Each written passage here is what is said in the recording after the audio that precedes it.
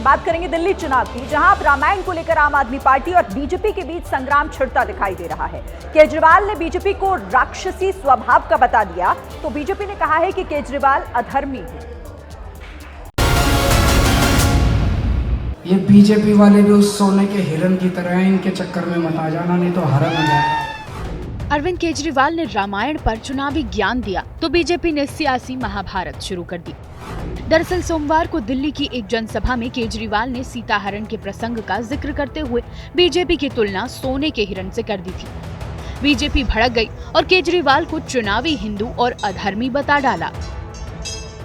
पूरी भारतीय जनता पार्टी आज धरने पे बैठी है मेरे घर के सामने कि मैंने रावण का अपमान क्यों किया, मैंने रावण का अपमान कैसे कर दिया। पूरी भारतीय जनता पार्टी, इनको रावण से इतना प्यार है, राक्षसी प्रवृत्ति है इन लोगों की। जिसने दिल्ली का नेतृत्व किया ऐसा धर्मी हमारे श्री रामचरितमानस की गलत व्याख्या करता है और जिस तरह से वो हमारे रामायण का मजाक उड़ाता है, ये बहुत निंदनीय है।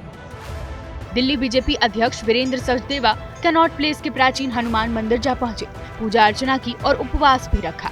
दिल्ली में 5 फरवरी को चुनाव होने हैं, उससे पहले वोटों के ध्रुवीकरण को लेकर नई सियासी जंग छिड़ गई है।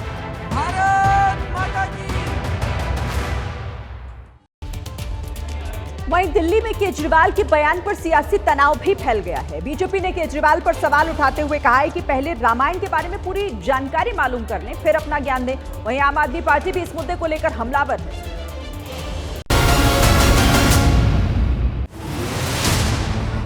अरविंद केजरीवाल के बयान पर बीजेपी चारों तरफ से उन्हें घेरने में लग गई है। बीजेपी सांसद मनोज तिवारी ने तो पूरी चौपाई ही सुना दी और कहा कि केजरीवाल को रामायण के बारे में कुछ भी नहीं पता है। कि सुनी मारीच निशाचर क्रोही और हो कपट मृग तुम छलकारी। देखिए, इसमें माँ सरस्वती की बड़ी कृपा हो रही है कि एक छली व्यक्ति का पोल पट्टी खुल गया, क्योंकि अरविंद केजरीवाल हमेशा चुनावी हिंदू बनने की कोशिश करते हैं। वहीं आम आदमी पार्टी ने हमला बोलते हुए कहा है कि बीजेपी रावण समर्थक पार्टी है। दूसरी ओर बीजेपी ने कहा है कि जो चुनावी हिंदू होता है उनकी पूरी जानकारी कभी नहीं होती।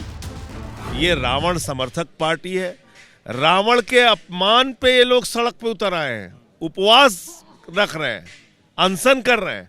भाजपा ही कह रहे हैं बीजेपी का एक ही नारा, रावण है आदर्श हमारा। कुछ लोग चुनावी हिंदू होते हैं और शायद उनको ये भी नहीं पता कि सोने का हिरण बनके रावण नहीं राक्षस मारीच है।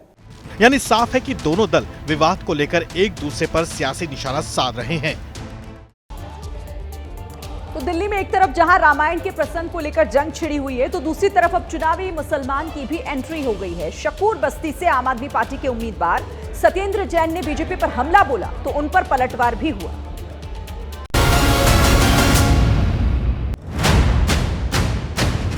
दिल्ली में चुनावी हिंदू को लेकर संग्राम जारी है। इन सब के बीच अब चुनावी मुसलमान का मुद्दा भी गरमाने लगा है। शकूर बस्ती सीट से आप उम्मीदवार सत्येंद्र जैन भी मैदान में कूद पड़े हैं, जिन्होंने बीजेपी को चुनावी मुसलमान बता दिया है। और मुझे तो ऐसा लगता है ये बीजेपी वाले चुनावी मुसलमान हैं। प्रदर्शन कर रहे हैं अरविंद केजरीवाल के घर के बाहर कि आपने मौलवियों की तनख्वाह नहीं दी। भगवान श्री राम को उन्होंने, उनका नाम भी जब लेते हैं तो इतनी जोर से लेते हैं आदमी डर जाता है। अरे यार, हम तो किसी को नमस्ते भी कहते हैं, राम राम करते हैं। मुझे लगता है पॉलिटिक्स के अंदर धर्म होना चाहिए, पर धर्म के अंदर बिल्कुल पॉलिटिक्स नहीं होनी चाहिए। बीजेपी ने सत्येंद्र जैन के बयान पर पलटवार किया, साफ कह दिया कि इस बार जनता सारा कुछ हिसाब कर देगी कि कौन क्या है। हम क्या हैं ये छोड़ दो, दिल्ली की जनता डिसाइड करेगी, लेकिन तुम क्या हो ये तो पता चल गया। 2011 की जनगणना के मुताबिक दिल्ली में मुस्लिम आबादी करीब 22 लाख है। राजधानी के करीब 12 सीटों पर मुस्लिम वोटरों का जबरदस्त प्रभाव है। जाहिर है मुस्लिम वोटरों को लुभाने के लिए आपने ये नया दांव चल दिया है। और दिल्ली में बीजेपी का संकल्प पत्र पार्ट 2 भी सामने आ चुका है, जिसमें बीजेपी ने दिल्ली के लोगों के लिए कई सारे नए वादे किए हैं। वहीं आप ने इस पर हमला साधा है। दिल्ली विधानसभा की जंग जीतने के लिए बीजेपी ने अपने संकल्प पत्र का दूसरा हिस्सा भी जारी कर दिया है। बीजेपी सांसद अनुराग ठाकुर ने बीजेपी संकल्प पत्र पार्ट 2 लॉन्च किया, जिसमें दिल्ली वालों के लिए कई वादे किए गए हैं। स्वास्थ्य, ट्रैफिक की व्यवस्था दुरुस्त करेंगे। भ्रष्टाचार पर जीरो टॉलरेंस की नीति अपनाएंगे। आपके घोटालों की जांच के लिए SIT गठित करेंगे। गरीब छात्रों को KG से PG तक की फ्री शिक्षा देंगे। डोमेस्टिक वर्कर वेलफेयर बोर्ड का गठन करेंगे। 10 लाख का जीवन बीमा, 5 लाख का दुर्घटना बीमा और 6 महीने की पेड मैटरनिटी लीव। और हम तो जो कहते हो करके दिखाते हैं, ये तो झूठे वायदे करके जाते हैं। वहीं बीजेपी के हमले पर अरविंद केजरीवाल ने भी पलटवार किया है। ये बहुत खतरनाक पार्टी है। गलती से भी इनको वो मत दे देना, आपके घर का बजट ऐसा गड़बड़ाएगा कि आप दिल्ली में रहने लायक नहीं बचोगे। साफ है कि विधानसभा चुनाव की वोटिंग से पहले आरोप प्रत्यारोप की जंग सबसे तल्ख मोड में जाती दिख रही है। और दिल्ली विधानसभा चुनाव के लिए रेवड़ी वाली सियासत भी जारी है, जहां वादों और दावों का शोर भी है और इसके साथ ही नेताओं का पाला बदलना भी जारी है।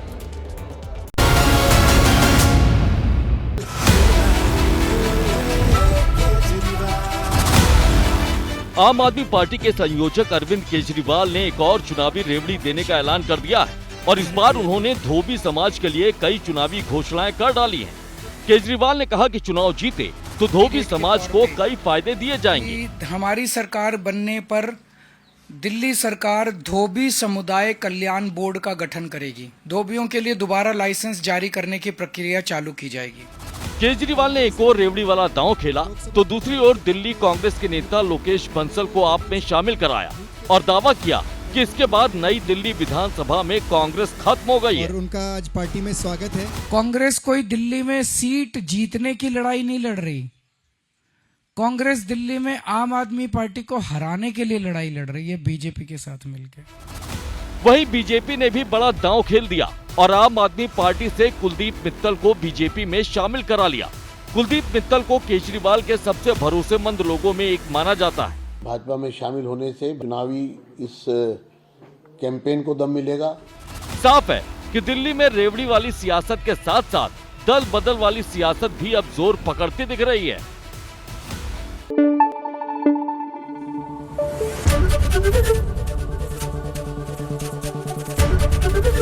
ABP न्यूज़ आपको रखे आगे।